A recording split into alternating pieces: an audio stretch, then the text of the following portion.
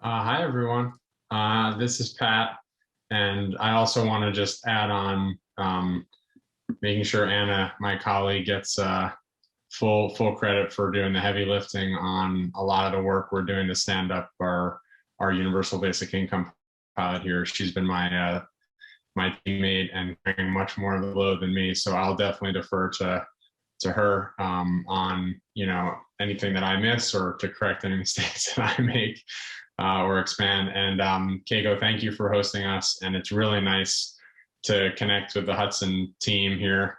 We're not that far away physically, but especially this last year, it's nice to see neighbors, at least on Zoom. So we're honored to try to follow in your footsteps and build on what you're doing and learn from what you're doing. So excited to have this discussion here and hopefully afterwards too.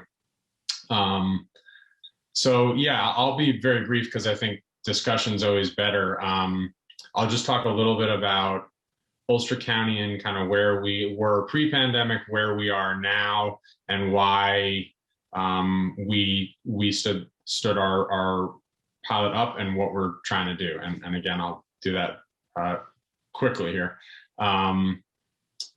So Ulster County, most of you probably know, but for those who don't, we're between 75 and 100 miles north of New York City, really in the exurban part of the city, and pretty rural, more than folks might imagine who don't know the area all that well. Our biggest city is Kingston, and we have the rest of the area is predominantly rural.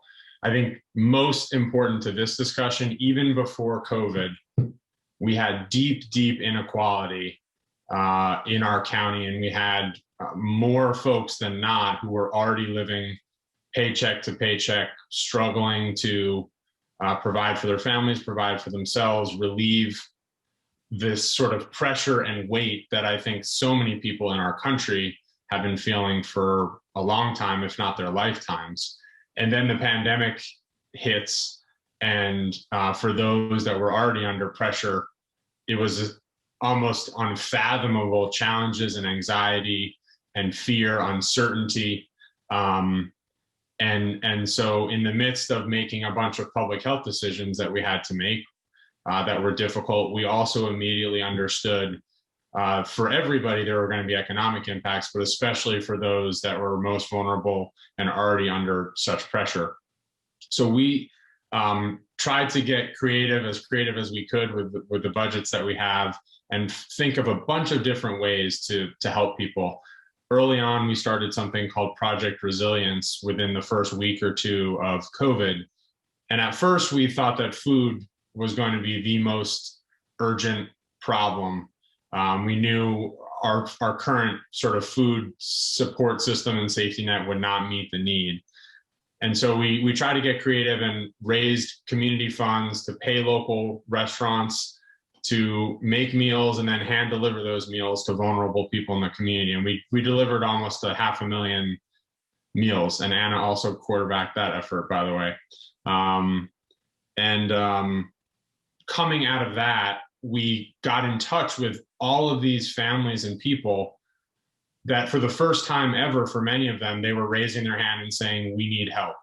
And many of them said, we've never had to ask for help or never felt like we could or should. But we created a situation where people, I think many people felt like they could ask for help in that moment. And in doing so, it really opened our eyes even more to how great the need was and how everybody just needed some degree of slack from a financial perspective, and from a human and moral perspective, they really needed to know somebody cared about them and was willing to drive a meal to them or call them. So the catalyst of the pandemic for us really is a lot of what drove us to do our universal basic income pilot.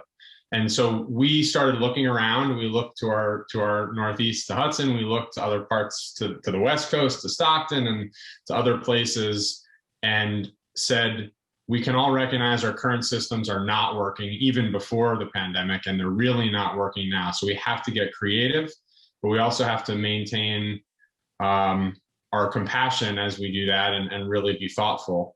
And so we reached out to some of the leading researchers and studied what was happening and said, let's try this. Let's use our philanthropic dollars that we have left to try what I think is really the word that I think of for you guys, elegant.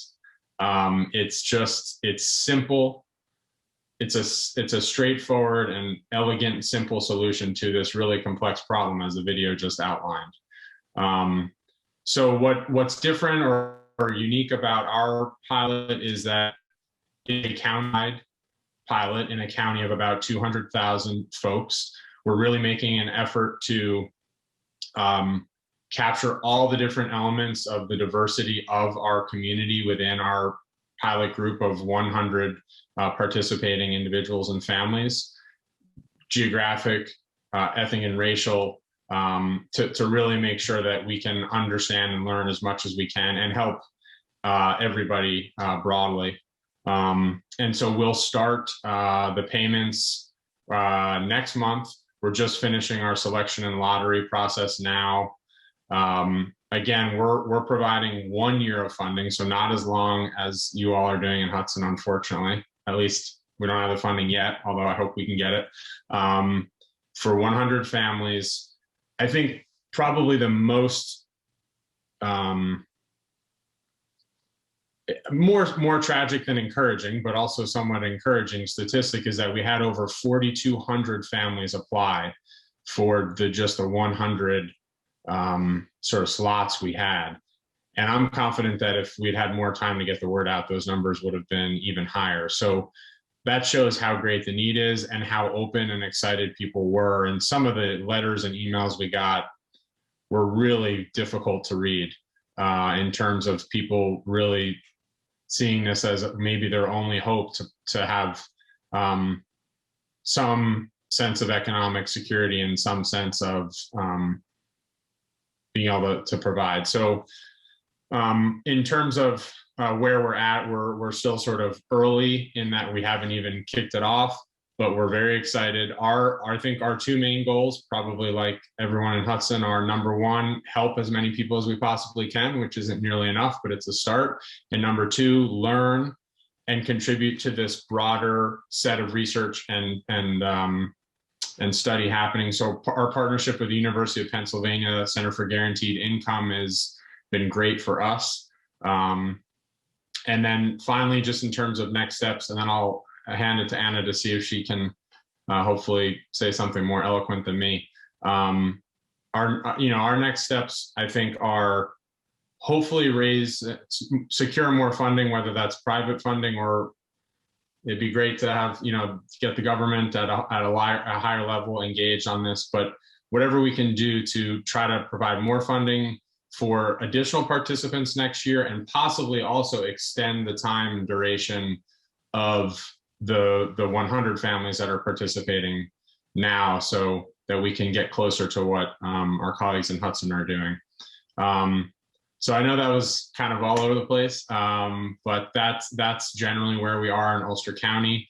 And I'll hand it to you, and feel free to add anything. And I know we're trying to be brief, so I'll stop there. I think you summed it all up. So I think I'm really excited that we're launching this, and I think it's going to be great for both Ulster County and for the national dialogue. So yeah, thanks.